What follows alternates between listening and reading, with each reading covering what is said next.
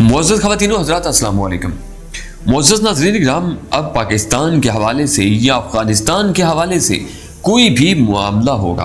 तो इसके असरात चाइना पर साफ नजर आएंगे, क्योंकि व्हाइट हाउस की जानिब से एक बयान आया है कि अफगान तालिबान के साथ उनका जो मुआहदा हुआ था वो उसको बदलने जा रहे हैं और ये पाकिस्तान के लिए बड़ा ही नुकसानदेह है। और इस वक्त इसराइल ने जो बाइडन के साथ जो अपने मामलात तय किए हैं उसमें जो बाइडन ने इसराइल को साफ लफ्ज़ों में कह दिया है कि तुम चाइना को दबोचो,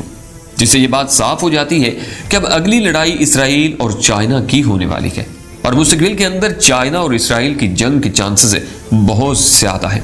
आखिर ये मामला क्या है जो बाइडन ने इसराइल को फ्री हैंड दे दिया है? इस वीडियो में आपको आगे चलकर सब कुछ समझ आ जाएगा,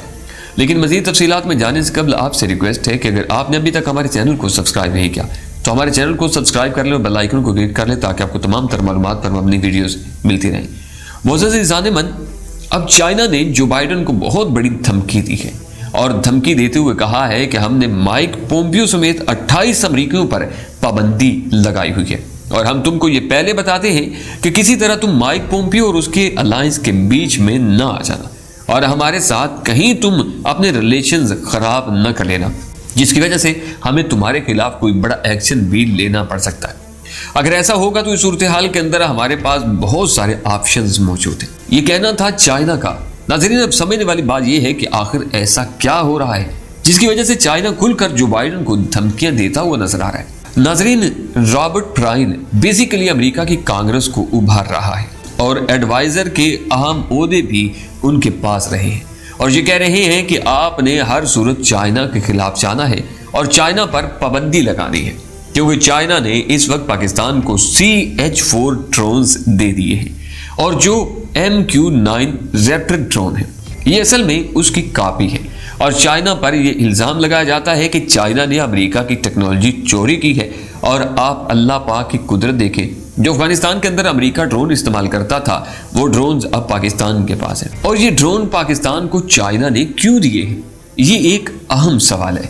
नाजरीन। क्योंकि पाकिस्तान की एक तो इंडिया के साथ जंग है, दूसरा हमने अफगानिस्तान के अंदर इन ड्रोन्स को यूज करना है और आने वाले वक्त में black water, Daesh, India, TTP और BLA जो उनका गठजोड़ है उसके खिलाफ हमें ये ड्रोन अफगानिस्तान में इस्तेमाल करने होंगे जिस तरह अमेरिका करता था। और जो चाइना की जानिब से बात सामने आई है कि जो बाइडन कहता है कि शी जिनपिंग एक ठग है।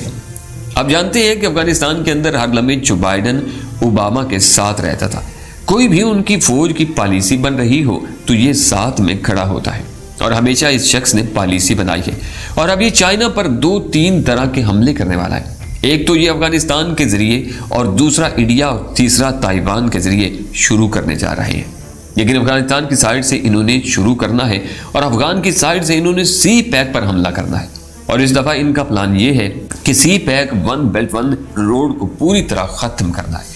पहले तो ये कहते थे कि CPEC को नुकसान पहुंचाए और अब इसके लिए ये BLA दहशतगर्द तंजीम को मजबूत करने जा रहे हैं और अमेरिका की एक पुरानी पॉलिसी है,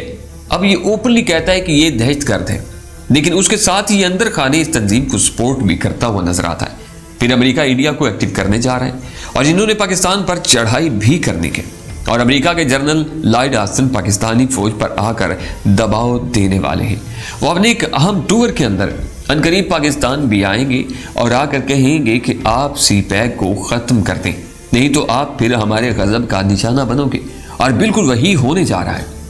नाज़रीन, चाइना के पास इस वक्त ऑप्शन क्या है? चाइना ने जो अमेरिका को धमकी दी है, अगर अमेरिका बाज ना आया तो ये क्या करेंगे? तो ये पाकिस्तान के जरिए अफगानिस्तान पर हमला करेंगे और अफगानिस्तान तालिबान के साथ चाइना के मामलात तय हो चुके हैं और चाइना इनको टेक्नोलॉजी देगा और इस टेक्नोलॉजी से वो ब्लैक वाटर, दाइश, TTP इन सब का वहाँ से सफाया करेंगे। और इस दफ़ा सिर्फ पाकिस्तान अफगान तालिबान की मदद नहीं करेगा बल्कि चाइना और रूस भी मदद करेंगे। और इसके बाद सबसे अहम तरीन चीज़ जो ये है कि चाइना जो अगला बड़े लेवल का हमला करेगा और ये हमला technology AMP direct energy weapon black out के जरिए करेगा।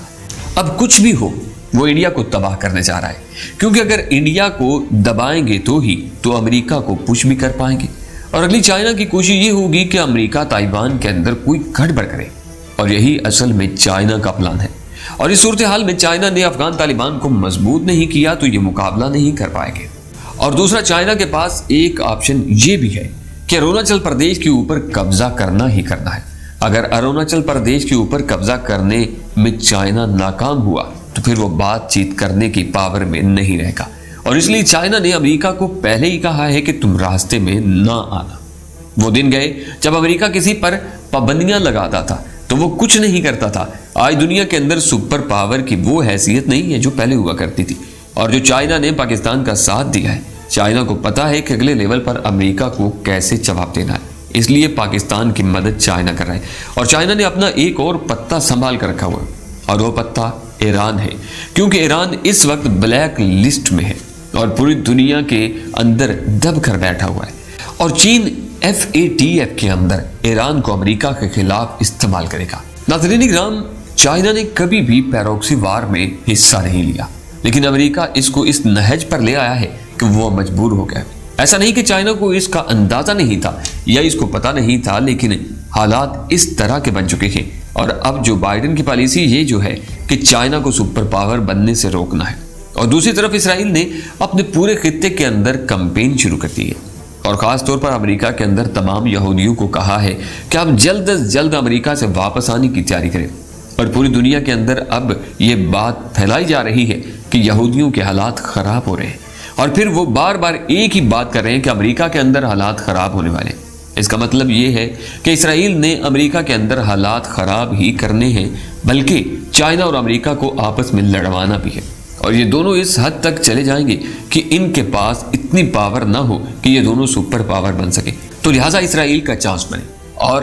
اسرائیل سپر پاور بن جائے۔ یہی اس وقت اسرائیل کی سب سے بڑی پالیسی ہے، اور پھر امریکہ، انڈیا، افغانستان، چائنا اور پورے کے پورے ریجن کو چینج کرنا ہے، اور دوسری جانب انہوں نے مڈل ایسٹ کو ری شیپ کرنا ہے۔ اور یہ احادیث میں بھی ذکر ہے کہ جو بڑی جنگیں ہونی ہیں سپر پاور آپس میں لڑیں گی، لہذا آنے والے وقت کے لیے چائنا نے آج پہلی دھمکی دے دی ہے، اور پوری دنیا یاد رکھے کہ ٹرمپ سے کئی ہزار گنا برا جو بائیڈن کے ساتھ ہوگا، لیکن ٹرمپ اس معاملے میں مسلمانوں کے لیے اچھا رہا ہے کہ کوئی نئی جنگ شروع نہیں کی اور پرانی جنگوں کو ختم کرنے کی کوشش کی ہے۔ ناظرین، اسرائیل ایک ایسا موذی ہے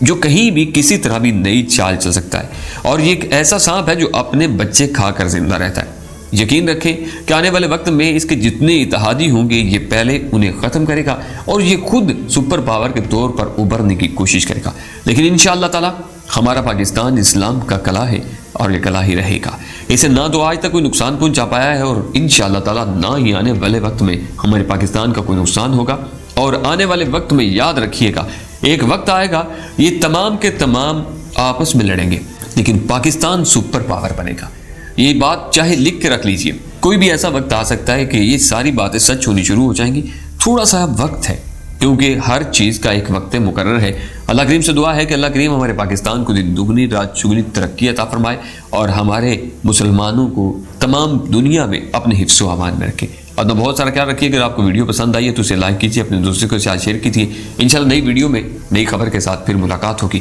اللہ نگہبان۔